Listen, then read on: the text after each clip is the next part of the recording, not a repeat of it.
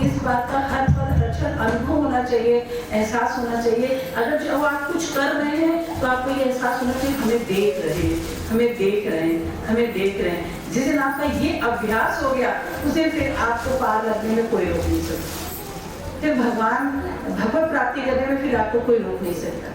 क्योंकि जब हर क्षण आपको एहसास होगा कि वो हमें देख रहे हैं तो फिर आप कोई गलती नहीं करेंगे। जो कोई गलती नहीं करेंगे तो कोई पाप कर्म नहीं होगा। जब पाप कर्म नहीं होगा तो जो भगवान का नाम लेते जा रहे, जो पूर्व जन्म के कर्म है वो करते चले जाएंगे, नया बनेगा नहीं। जब नया बनेगा तो इसी जन्म में ही प्रभु को पाके रहना है।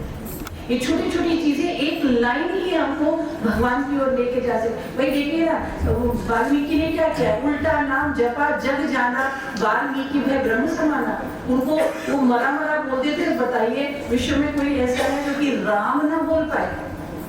इतना पाप कर्म उनके जीवन में था कि वो राम नहीं बोल पाए। तो नारद जी ने कहा राम नहीं बोल पा रहे तो मारते हो, मरा मरा बोल पाओगे क्या? हाँ बोल पाएंगे। तो वो मरा मरा बोल के और वाल्मीकि रामायण लिखी राम के जन्म से पहले, यानी कि उन्होंने दर्शन कर लिया कि अब आगे क्या होने वाला है। भगवान ने उनके घट में बैठ के ये दिखाया और दिखाने के बाद रामायण की रचना कराई। तो ये है हमारे यहाँ हमारे भारतवर्ष के संत महात्मा।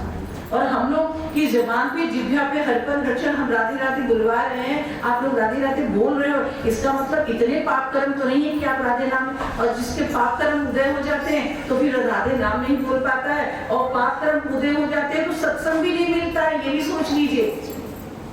ये तो आपके पूर्व जन्म के इतने अच्छे सदकर्म है जिससे आपको सत्संग मिला है। और अगर आपका सत्संग छूट रहा है या सत्संग नहीं मिल रहा है, इसका मतलब है कि आप माया की ओर जा रहे हैं और माया में बालू रेत की तरह सरकते हुए चले जाएंगे। फिर वो दलदल ऐसी दलदल है माया की कि वहां से निकल पाना बहुत मुश्किल है। इसलिए प्लीज आप लोग अपने ऊपर कृपा करिए। अगर गुरु मिला है, सत्संग मिला है तो सत्संग की अवहेलना मत करिए, उस अपने ऊपर कृपा करिए। किसी और पर अगर सत्संग लेंगे, भगवान का नाम लेंगे तो किसी पर कृपा नहीं हो रही है, ये स्वयं आपके पर कृपा हो रही है। आप पढ़ रहे हैं, आप IAS बने हैं तो आप पर कृपा हुई है। घर वालों ने तो मेहनत किया, घर वालों ने तो राह दिखाया, घर वालों ने तो सब कुछ किया, लेकिन पढ़ आप रहे हैं तो फिर अगर आप अधिकारी बन गए तो फिर किसको मिला सुख? किसको मिला? आपको कि घर वालों को? घर वाले प्रसन्न हो जाएंगे, खुश हो जाएंगे, हमारा बच्चा आज IAS बन गया, PCS बन गया। लेकिन जो सुख उस बच्चे को मिलेगा वो सुख उस घर वाले भी उसका अनुभव नहीं कर पाएंगे क्योंकि उसका पोस्ट है। ऐसे ही हम लोगों को भी कृपा हम लोगों पर हो रही है और हम लोग कृपा को अनदेखा कर देते हैं। अभी आप लोग सब लोगों आपके मोहल्ले में सत्संग होता है ना, इतने दिन में कोई जन चढ़ा, सीढ़ी नहीं चढ़ा। क्यों?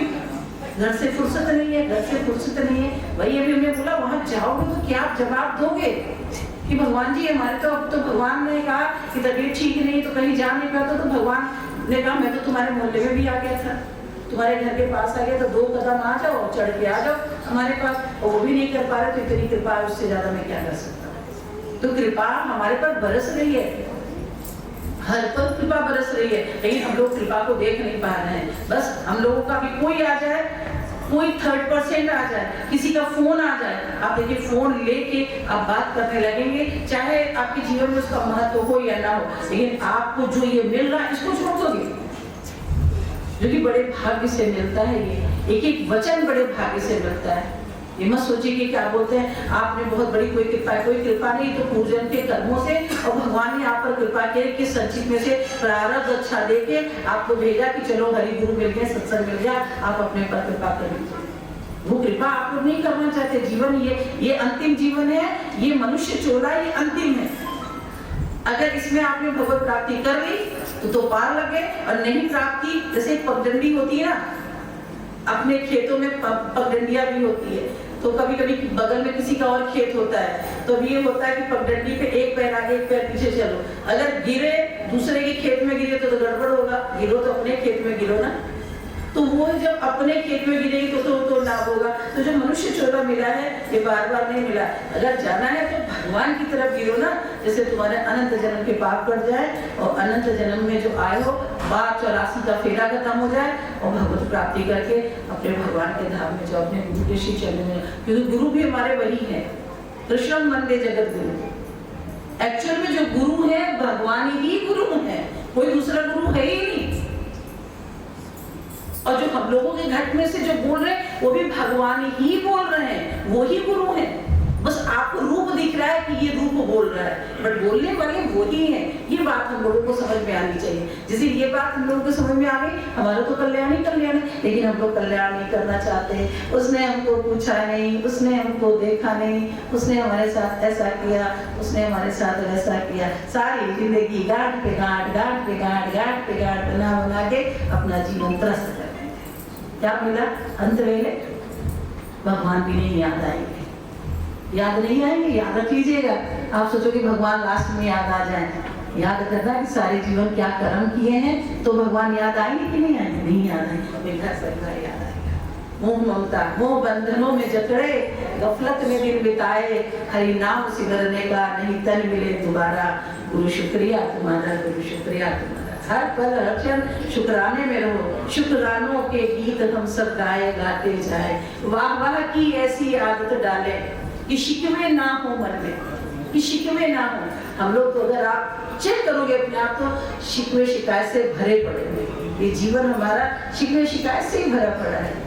कोई भी अभी आज मैंने सुबह सत्संग था तो मैंने पूछा, कोई तड़प के रोया भगवान के लिए?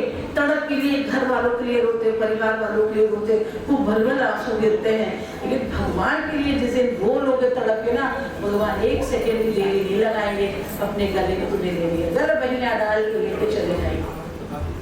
अभी उनके लिए तो रोके देखो, संसार के लिए तो खूब रो रहे हो, यही मोह बंधन में।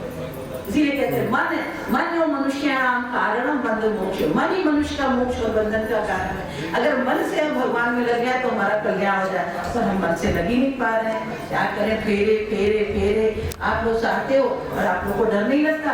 कुत्ते बिल्ली घड़े घोड़े जो ये गधे हैं घोड़े हैं क्या क्या सब दिख रहे हैं, ये सब योनियां हैं 84 लाख। इन्हीं में जाओगे, जैसा कर्म वैसी योनि।